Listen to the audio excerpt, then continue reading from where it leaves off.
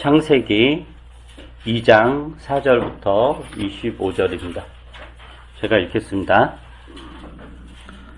하늘과 땅을 창조하실 때의 일은 이러하였다.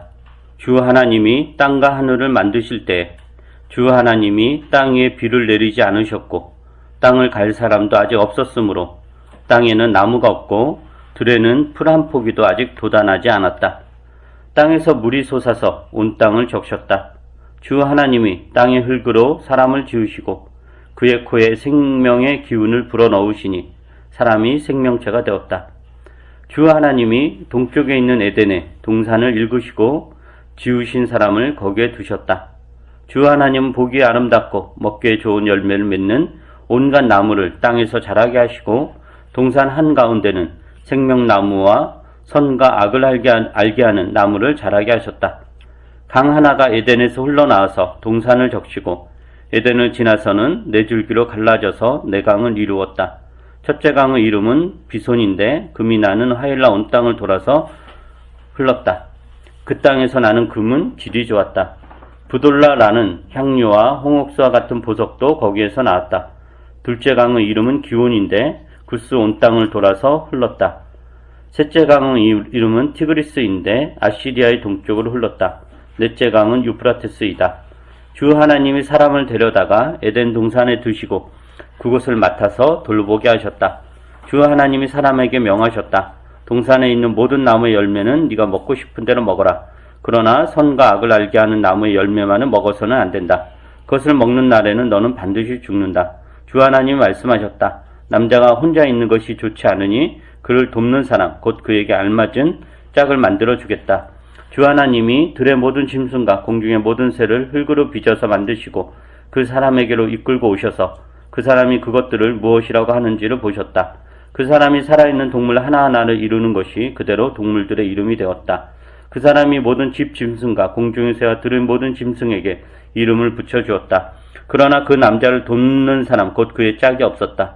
그래서 주 하나님이 그 남자를 깊이 잠들게 하셨다.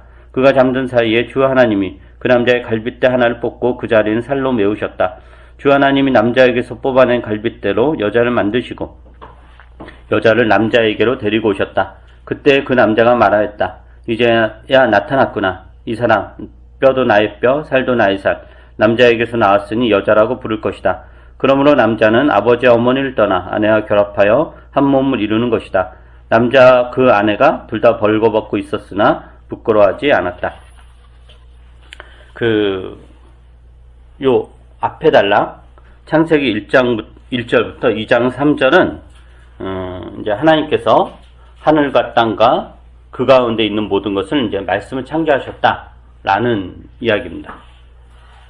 그래서 이제 창세기 1장 1절부터 2장 3절 오늘 읽은 바로 전 부분까지죠. 그것은 하나님께서 세상을 창조하셨는데 우리가 딛고 있는 이 지구만이 아니라 온 우주, 즉 하나님의 우주적 창조에 대한 어떤 그 문학적, 비유적 표현이 창세기 1장 1절부터 2장 3절입니다. 단지 지구만 창조한 것이 아니라 온 우주 만물의 창조주이시다 라는 거죠. 우리가 이제 우주가 언제부터 시작되었는지 이것은 정확히 알 수 있지만 현대 물리학자라든가 천문학자들의 그 이야기에 의하면은 그 153억 년 전에 빅뱅이라는 사건을 통해서 우주가 시작되었다라고 합니다. 그리고 지구의 나이는 대략 40억 년 정도라고 하죠. 그리고 이제 생명을 진화라는 것은 굉장히 오랜 세월 동안 수천만 년, 수억 년의 그 시간을 통해 이루어졌다라고 이야기합니다. 근데 일부 기독교인들은 이러한 현대 과학의 이러한 주장을 받아들이지 않고 지구의 나이가 기껏해야 한 10,000년 혹은 몇만 년 정도 되었고 인간의 역사라는 건 겨우 몇천 년이다 라고 이제 주장을 하기도 하죠. 그 창조 우리가 흔히 알고 있는 그 창조과학회 이런 분들. 그런데 이런 주장은 전혀 과학적이지 않을 뿐더러 또 성경적이지도 않습니다. 그리고 그러한 주장이 하나님의 창조를 그 사람들은 하나님에 대한 신앙을 더 붙잡기 위해서, 이 성경을 더 고수하기 위해서 그런 지구 나이가 몇만 년밖에 안 됐다. 인류의 시작이 기껏해야 10,000년 정도밖에 안 되었다. 라고 이야기를 하지만 오히려 그런 주장은 하나님의 창조를 풍성하게 하거나 하나님에 대한 신앙을 더 돈독하게 하는 것이 아니다라는 겁니다. 이러한 주장은 우리가 늘 이야기했듯이 그 무궁무진하신 하나님을 자신들의 경험 안에 가두는 것이고 또 하나님을 발견할 수 있는 여러 가지 방식이 있죠. 성경을 통해서 그리고 어떤 계시를 통해서 그리고 하나님이 우리에게 직접적 역사하는 어떤 것을 통해서 하나님을 발견할 수도 있고 하나님 창조 사역을 발견할 수도 있지만 또 하나의 강력한 어떤 수단은 뭐냐면은 자연과학입니다. 근데 이제 이 창조과학자들의 주장은 자연과학을 통해 하나님의 창조 사역이 더욱 풍성하게 발견될 수 있는 기회를 박탈하는 거죠. 그래서 우리는 사실 현대과학을 통해서 옛날에는 이 우주가 언제 시작되었을까? 지구의 나이 몇 살이었을까? 했을 때 옛날에는 인간이 상상할 수 있는 숫자라는 건 1000년, 10,000년, 길어야 10만 년 정도였다는 거죠. 그러나 현대 과학을 통해서 우주의 시작이 153억 년 전에 시작되었다. 라는 것을 알았고, 그것을 통해서 이전에는 하나님의 시간이라는 게 겨우 10,000년, 10,000년이나 이게 무한한 시간이라고 생각을 했는데, 그 정도가 아니다. 153억 년, 10,000년, 이게 비교가 안 되잖아요? 그래서 하나님의 시간이 얼마나 무한한지, 하나님의 창조가 얼마나 놀랍고 위대하고 장엄한지를 알게 되었다라는 거죠. 그래서 우리는 현대과학을 통해서, 그것이 현대과학이 더욱더 발전하면 발전할수록 그게 하나님을 부인한 것이 아니라 오히려 하나님을 더욱더 풍성하게, 깊고도 넓게 긍정하며 영광을 돌릴 수 있다라는 것을 알아야 됩니다. 그게 이제 지금 창세기 1장 1절부터 2장 3절이 하는 이야기예요. 그래서 이제 창세기 1장 1절부터 2장 3절이 하나님의 창조에 대한 이제 일반적인 이야기예요. 우주적 창조에 대한 이야기인데 오늘 읽은 창세기 2장 4절부터 창세기 50장까지는 초점이 어디에 가냐면은 인간에게 갑니다.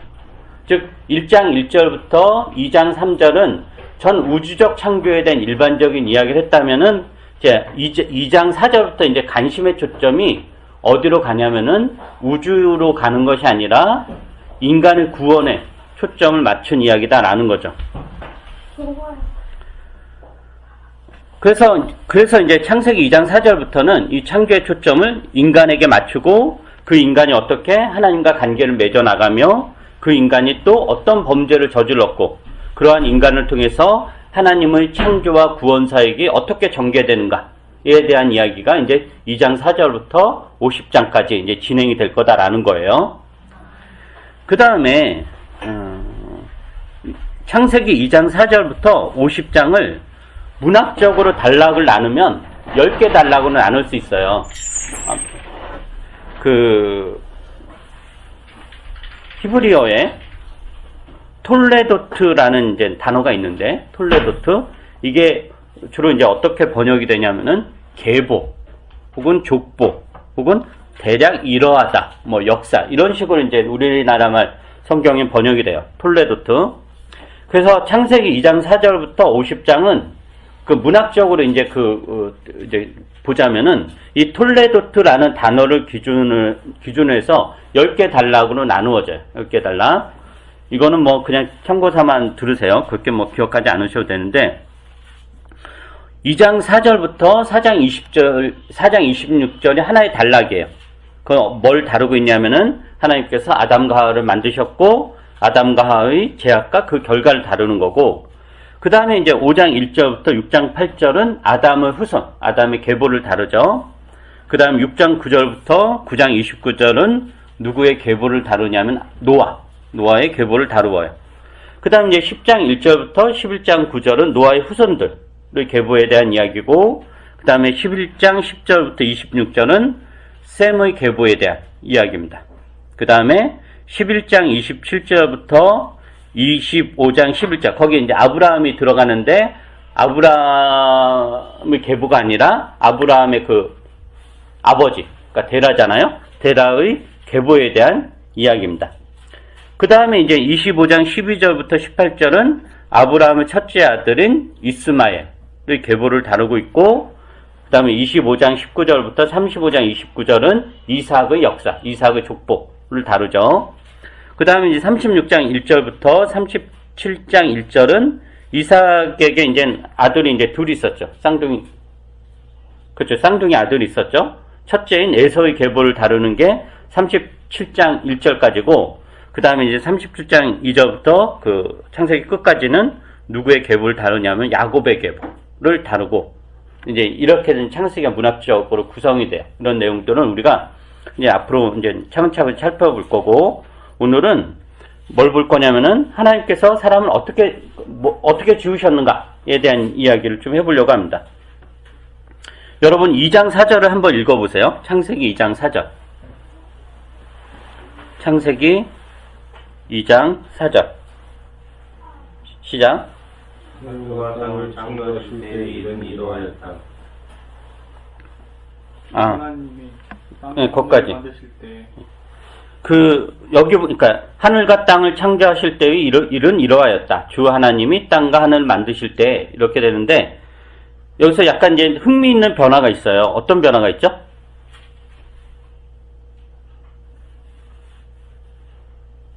그 상반절에는 하늘과 땅을 창조하실 때 하늘과 땅이라고 그랬는데, 지금은 그 하반절에는 뭐라고 되어 있죠? 그게 이제 거꾸로 되어 있죠.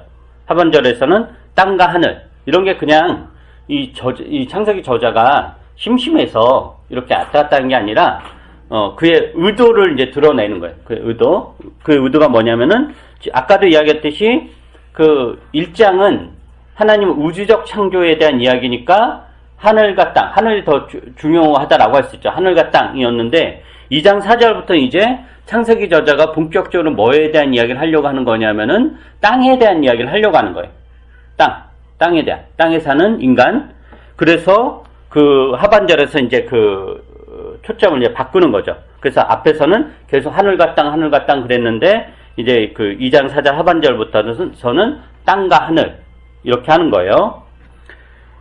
그리고 이제, 여기서 계속해서 하는 이야기지만, 여기서 하늘은 우주 공간으로서의 하늘이 아니라 천상세계로서의 하늘을 이야기하는 거예요. 그리고 성경에서 이야기하는 땅이라는 것은 물론 이 지구와 관련된 것이기도 하지만 하나님이 창조한 모든 피조세계를 이야기하는 거고, 그래서 이제 그 창세기 저자가 이제 나는 이제 땅에 대한 이야기를 구체적으로 하겠다. 그리고 그게 굉장히 인간과 밀접한 관련이 있는, 그 인간의 구원과 관련된 것이기 때문이다라는 거죠. 그 어거스틴이 이런 이야기를 했다고 해요. 어떤 이야기였냐면은, 책을 통해 말씀하셨던 하나님의 성령은 사람들에게 천계, 즉 헤븐, 하늘, 그러니까 공간으로서의 하늘이 아니라 천상세계로서의 하늘, 그 하늘에 대해 가르치지 않기로 하셨다. 왜냐하면 그것이 구원에 아무런 소용이 없기 때문이다. 즉 성경의 관심은 하늘에 있지 않고 땅에 있다라는 거예요. 땅에 있다. 그걸 꼭 기억을 해 주셔야 돼요.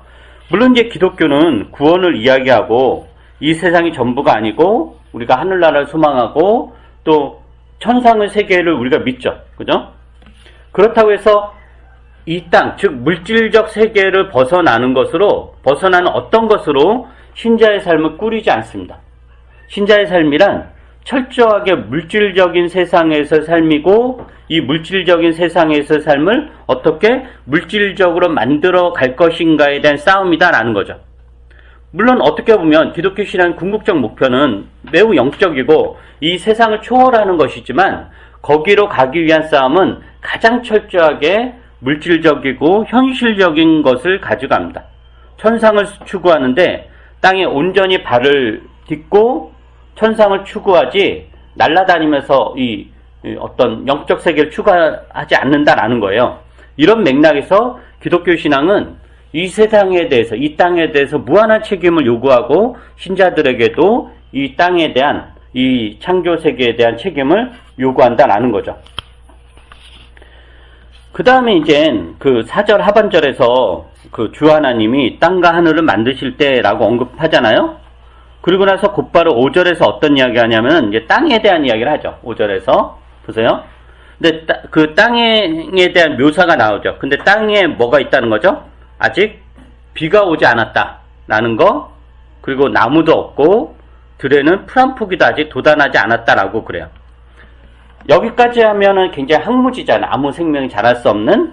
근데 항무지는 아니에요. 왜냐면 비는 오지 않았지만 지금 땅에서 뭐가 솟아 나온다 그러죠? 그죠? 땅에서 물이 솟아서 온 땅을 적셨기 때문이다 라는 거예요. 그러니까 비는 내리지 않고 나무도 없고 들에는 풀 한 폭이 아직 돋아나지 않았지만 그렇다고 해서 생명이 자랄 수 없는 항무지는 아닌 거예요. 왜냐하면 땅 속에서 물이 솟아나기 때문에 온 땅을 적셨다라는 거죠. 이게 그 성경만이 아니라 일반적인 그런 신화에서 물이 상징하는 것은 뭐냐면은 생명이에요. 생명. 물이 상징하는 거. 과학적으로 그렇죠. 물에서 생명이 이제 시작된 거잖아요. 우리가 사막이라는 곳을 생명이 살 수 없는 곳이다 라고 하는 이유는, 물론 생명이 안 사는 건 아니죠. 거기서 또 이제 살긴 하지만, 어쨌든 일반적으로 거기에는 살 수가 없어 라고 하는 거는 물이 없기 때문인 거죠. 그리고 인류의 4대 문명이 다 어디에서 시작이 되었어요? 다 강가잖아요. 그 나일강이라든가 긴지스강이라든가, 중국은 뭐 항아라든가 이런 데서 이제 그 문명이 시작되었죠. 그러니까 물이 있는 곳에서 생명이 시작되고 문명이 시작돼요.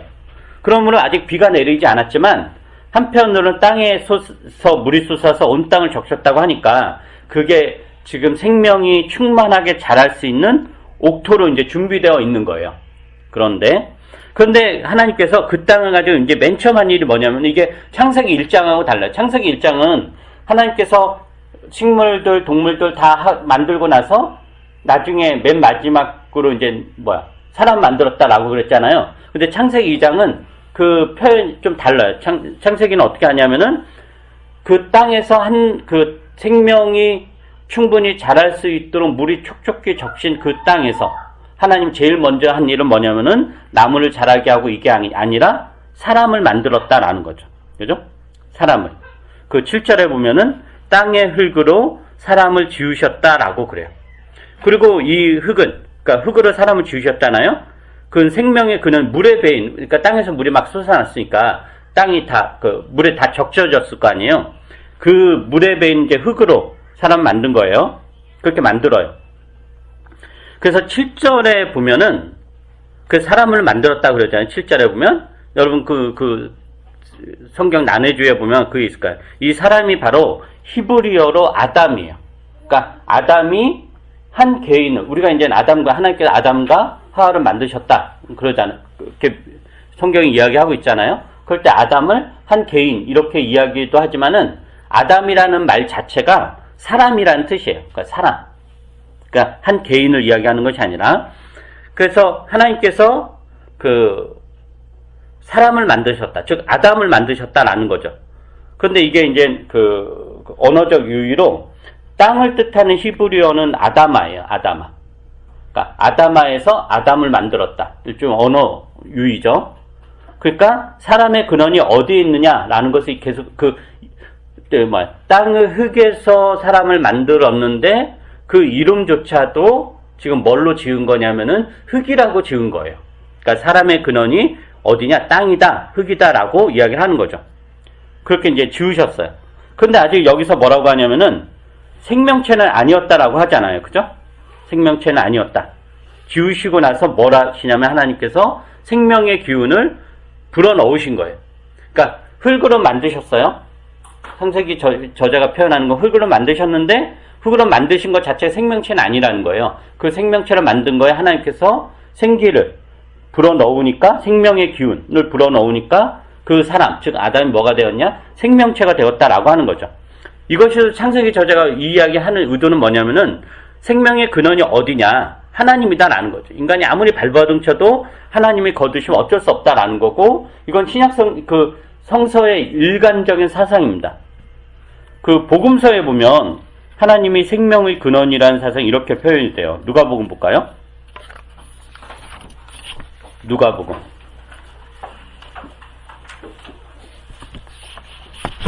누가복음 12장 13절부터 21절입니다. 여러분이 한번 읽어보시기 바랍니다. 누가복음 12장 13절부터 21절 시작. 우리가 서로 어떤 설명해주게 말하였다. 선생님, 내 형제에게 병해서 유산을 나와 나누라고 해주십시오. 예수께서 그에게 말씀하셨다. 이 사람아, 누가 나를 너희에게 택한 거 아니라 분배인으로 세웠느냐. 그리고 사람들에게 말씀하셨다. 너희는 조심하여 온갖 탐욕을 멀리하여라. 재산이 차고 넘치더라도 사람의 생명은 거기에 달려있지 않다. 그리고 그에게 비유를 하나 말씀하셨다. 어떤 부자가 밭에서 많은 소출을 거두었다. 그래서 그는 속으로 내 소출을 쌓아둘 곳이 없으니 어떻게 할까 하고 궁리하였다. 그는 말하였다. 어떻게 해야겠다. 내 곡간을 헐고서 더 크게 짓고 내 음식과 물건들을 다 거기에다가 쌓아두겠다. 그리고 내 영혼에게 말하였다. 영혼아, 여러 해 동안 쓸 많은 물건을 쌓아두었으니 너는 마음 놓고 먹고 마시고 즐겨라. 그러나 하나님께서 말씀하셨다. 어리석은 사람아, 오늘 밤에 내 영혼을 내게서 또 찾을 것이다. 그러면 내가 당하는 것들이 누구의 것이 되겠느냐. 자기를 위하여 재물을 쌓아두면서도 하나님께 대하여는 부여하지 못한 사람은 이와 같다. 네. 그 15절에 보면 온갖 탐욕을 멀리하라 그러죠. 그리고 재산이 차고 넘치더라도 사람의 생명 거기에 달려있지 않다라고 그래요. 사람들이 재물에 그렇게 목숨을 거는 이유는 뭐예요? 거기에 생존이 달려있기 때문이죠. 거기에 자신의 생명이 달려있다라고 생각하기 때문에 재물에 이제 그렇게 목숨을 거는 거죠. 근데 주님은 재물에 생명이 달려있지 않다. 네가 아무리 재물을 많이 모아놓고 그 재물을 풍요롭게 살겠다고 1년 계획, 2년 계획, 10년 계획, 100년 계획을 세운들 하나님께서 오늘 밤 네 영혼을 데려가면, 네 목숨을 거두어 가시면 그 재물이 아무 소용이 없다라고 하는 거예요. 어리석은 사람아, 오늘 밤은 내 영혼을 내게서 도로 찾을 것이다 라고 말씀하세요. 그리고 이건 사실은 우리가 경험하는 것이기도 하죠. 여러분 자신이 직접 경험하지 않아서 여기 있는 거지. 우리가 들리는 걸로는 여러저런 이야기를 듣잖아요. 그죠? 멀쩡했던 사람이 갑자기 죽고, 물론 그게 여러 가지 이유가 있을 수 있겠지만 사람의 생명이 내가 열심히 살고 열심히 모아놓는 것에 달려있지 않다라는 것이 창세기 저자가 하는 이야기고 성경 전체가 우리에게 하는 이야기입니다. 그래서 사람의 생명이 하나님에게 오고 하나님이 거두어 가신다라는 이 신앙은 우리에게 어떤 걸 요구하냐면은 삶에 대한 겸손을 요구합니다. 내 인생의 주인이 내가 아니라는 것. 언제든지 내 인생은 멈출 수 있고 무한한 존재가 아니라 유한한 존재다라는 것을 받아들이고 하나님 앞에 겸손해지는 것. 하나님이 언제나 거두어 가신다라는 이 신앙이 우리에게 이 겸손을 요구한다는 거죠. 제가 보기에 사람이 사람답게 살기 위해 필요한 것 두 가지가 있습니다. 뭐 여러 가지가 있겠지만 가장 기본적으로 두 가지가 있는데, 첫째는 자긍심입니다. 자긍심. 뭐 쉽게 이야기하면 자기를 긍정하는 것, 자기를 스스로 존중하는 마음. 이게 이제 가장 필요하죠. 이게 이제 성경적으로는 어떻게 나오냐면은 우리가 어떻게 창조되었는가, 무엇으로 창조되었는가, 하나님의 형상대로 창조되었다라는 거예요. 그러니까 신자들은 각자 하나님의 형상대로 창조되었다라는 차원에서 이것만큼 놀라운 게 없잖아요. 하나님 형상대로 창조되었다는 것은 하나님 우리가 닮았다, 하나님의 생명이 우리 안에 담겨져 있다라는 맥락이거든요. 굉장히 놀라운 일이죠. 이런 맥락에서 우리 자신에 대해서 자긍심, 그건 자기 존중이 있어야 되는 거예요. 근데 이제 개신교가, 특히 이제 개신교가 그 천주교도 마찬가지지만 굉장히 인간의 죄성을 강조하잖아요. 인간이 죄인이다. 그걸 너무 강조하다 보니까 인간에 대해서, 사람에 대해서 우리 기도할 때도 되게 여러 번 기도할 때는 그런 표현을 못 해봤는데, 벌레만도 못한, 쓰레기만도 못한 이런 우리를 구원해 주신 하나님 참 감사합니다. 이렇게 뭐 전통적으로 막 그런 장로님들 기도할 때 그래요. 이 벌레만도 못한, 이 먼지만도 못한, 이 쓰레기만도 못한 저희들을 하나님이 얼마나 그렇게 사랑하셨는가. 즉 하나님에 대한 사랑을 어떤 식으로 하냐면은 자기를 계속 쓸모없는 존재로 만드는 것으로. 왜냐하면 자기를 계속 쓸모없는 존재로 만들어야 이런 쓸모없는 존재를 어떻게 하나님이 나를 사랑한 거니까 그 사랑이 얼마나 놀라요. 물론 이제 여기에도 이제 진리의 한 측면은 있죠. 근데 그게 이제 전부가 아닌데 그런 쪽으로만 계속 이제 신앙을 가는 경향이 있다라고 하는 거죠. 근데 하나님이 우리를 쓰레기만도 먼지만도 못한, 벌레만도 못한 존재로 만든 게 아니라 뭘로 만들었느냐? 당신의 형상대로 만드셨다라는 거예요. 하나님을 반영하는 존재로 만드셨다는 거죠. 그런 맥락에서 우리가 얼마나 대단한 존재인가, 사람 안에 하나님의 형상이 담겨 있다는 거. 이거 누구에게나, 뭐 어떤 특정한 계급의 사람에게만 하나님의 형상이 담겨 있는 것이 아니라 모든 사람에게 담겨 있다라고 하는 거죠. 그러니까 이게 굉장한 자기 긍정, 자기 존중을 갖다 주는 거죠. 그런데 이러한 이제 자기 존중이라든가 자기 긍정은 사실은 타인이 만들어 주는 것이 아니라 스스로 취해야 될 태도예요. 이건 이제 뭐 심리적으로는 물론 이제 애들은 뭐 어린 애들은 이런 자기 존중을 스스로는 못 가지죠. 스스로 못 가지는데 다 이제 그 주 양육자를 통해서 습득을 해야 되죠. 너는 참 괜찮은 애다. 너 자체로도 네가 시험을 0점을 맞아도 너는 충분히 괜찮은 애다. 이런 자기 긍정을 부모들이 주 양육자가 해야 스스로 내가 정말 괜찮은 애구나 이렇게 이제 여겨지는 거죠. 근데 이제 조건화되면은 성적을 뭐 80점 받으면 괜찮은, 혹은 100점 받으면 괜찮은, 근데 40점 받으면 못나네, 이런 식으로 조건화되면은 영원히 이제 자기 긍정은 안 되는 거죠. 왜냐면 타인 긍정이 되는, 다른 사람이 날 괜찮다고 해야 내가 괜찮은 존재구나, 이렇게 되는 거예요, 어린애들은. 근데 이제 근데 지금 뭐 저 포함해서 다 그렇게 자기 긍정, 그런 여러분 부모님들이 그렇게 하면서 자라지 않았잖아요. 우리는 다, 그죠? 다 못났다 그랬지. 아니요. 아유, 뭐 한 명을 빼고. 그러나 우리는 그럼 어떻게 해야 되냐? 성인은 이제 뭐 어릴 때 뭐 부모가 그랬든 말든지가 상관없이 여러분 다 성인이잖아요. 우리가 성인은 스스로 자신을 존중할 줄 알아야 돼요. 그 신자에겐 이것이 무엇으로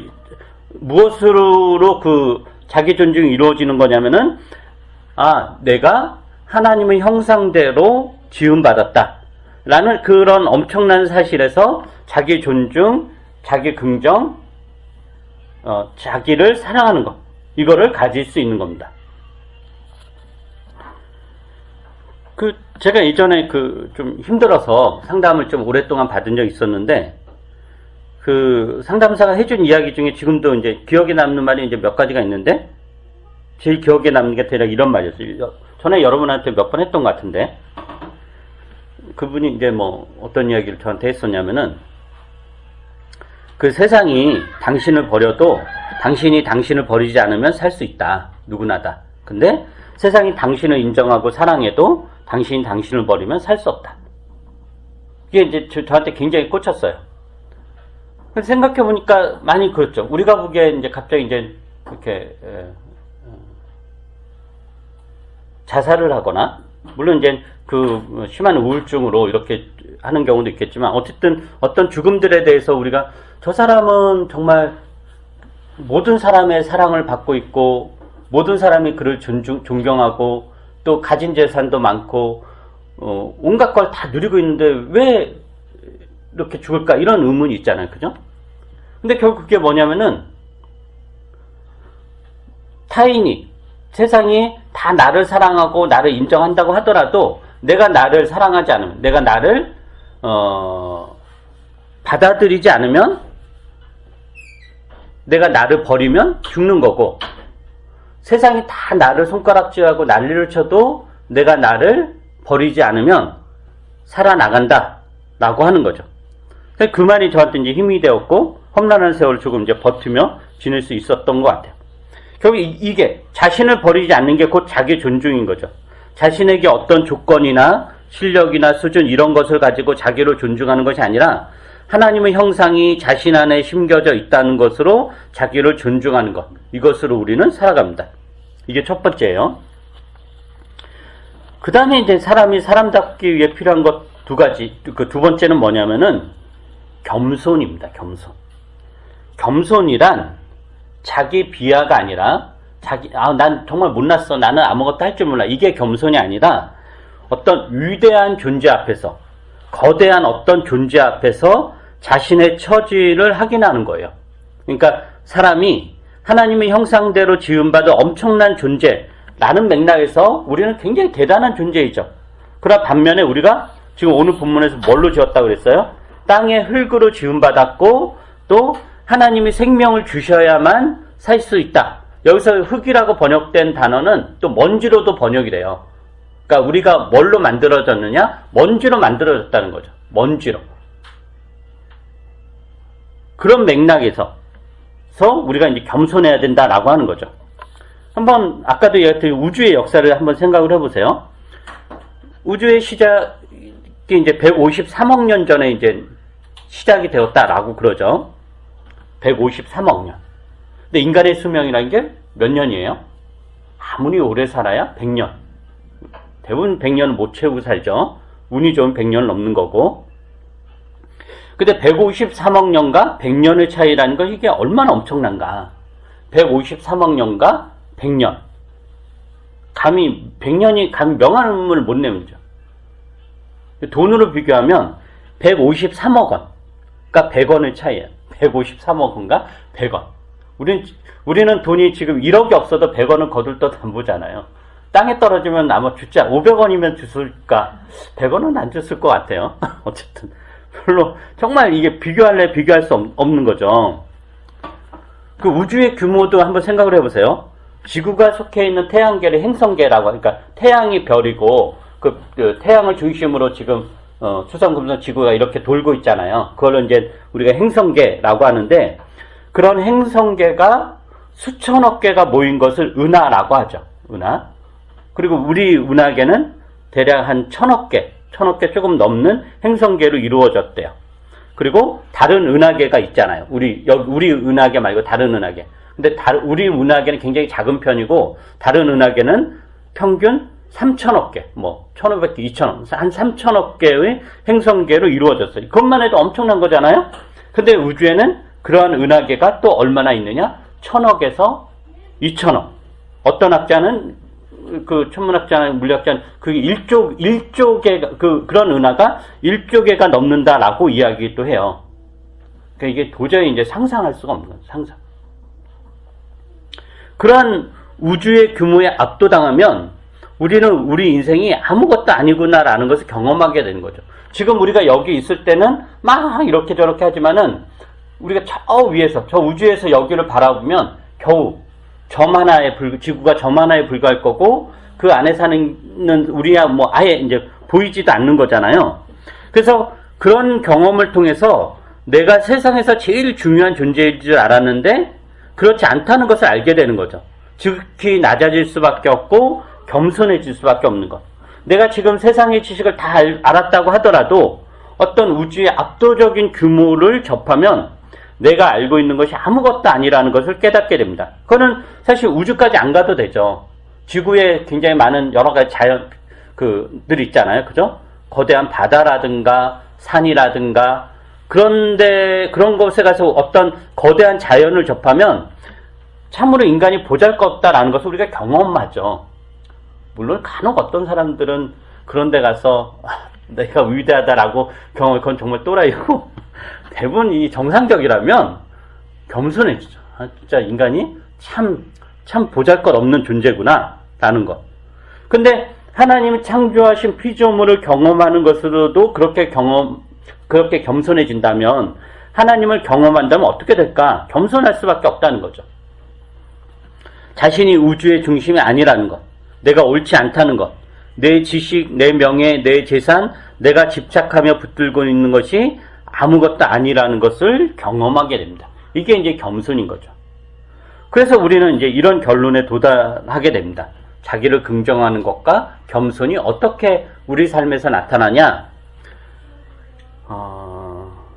자기 긍정이란, 자기 존중이란 인생과 삶과 관련해서 충분히 누리고 즐길 수 있다라는 것과도 관련이 돼요. 왜냐하면 나를 벌레만도 못한 존재다 라고 내가 나를 생각하면 맛있는 밥을 먹을 수 없죠. 벌레 같은 내가 어떻게 이런 귀한 음식을 먹어요? 못 먹죠. 그러나 내가 하나님 형상대로 창조된, 내가 굉장히 중요한 존재이고 멋있는 존재이고, 그리고 하나님 형상대로 창조한, 그럼 나를 존중할 수밖에 없고 당연히 맛있는 거를 나를 위해서 맛있게 먹을 수 있죠. 즉 그 자기 긍정은 생을 즐기는 방향으로 나아가게 돼요. 근데 겸손이 어떤 역할을 하냐면은 생을 즐기지만 집착하지 않게 한다는 거죠. 주께서 허락하신 이 생명의 풍요로움을 마음껏 누리며 살지만 주의 뜻에 반해서 이 세상에 집착하지 않는 것, 즉 즐기되 집착하지 않는 것, 이게 이제 신자의 삶인 겁니다. 그래서 우리는 인간이 하나님의 형상대로 창조되었다는 것과 더불어 우리 기원이 뭐냐? 하나님의 형상이기도 하지만 우리 기원이 땅의 흙이다. 흙은 먼지로도 번역되는 단어인데 먼지다 라는 것. 하나님의 형상과 먼지는 굉장히 상반되는 거잖아요. 상반되는 것이지만 우리의 존재가 그러하다라는 거죠. 그래서 하나님의 형상이면서 먼지라는 것. 하나님의 형상이라는 사실에서 자긍심과 자기 존중을, 먼지라는 사실에서 자기 겸손이 필요한 겁니다. 그래서 생을 충분히 즐기되 집착하지 않는 것, 붙잡았으면 놓을 줄도 아는 것, 올라갔으면 내려오는 것에 대해서도 덤덤히 받아들이는 것, 이게 인생이고 이게 하나님 나라 백성의 삶일 것입니다. 기도하겠습니다. 거룩하신 하나님, 우리들을 땅의 흙으로 창조하셨습니다. 하나님의 형상을 흙에다 담으시고 생명으로 만드셨습니다. 이것이 우리에게 주는 교훈을 우리가 오늘 잘 새길 수 있게 해주시옵소서. 주께서 우리에게 베풀어 주신 인생을 우리가 부정하지 않고 그걸 긍정하며 충분히 누리고 즐기며 살 때 거기에 우리의 목숨을 걸지 말게 해주시고 집착하지 말게 해주시고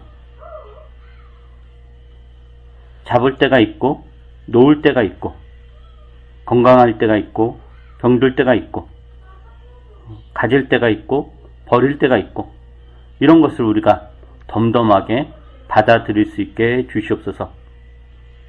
그래서 오늘 힘든 일이 영원히 힘든 일이 아니고 오늘 기쁜 일이 영원히 기쁜 일이 아님을 우리가 알고 더욱더 하나님 앞에 무릎 꿇고 하나님의 자비와 도우심을 구할 수 있게 해주시옵소서. 감사드리며 예수님 이름으로 기도합니다. 아멘.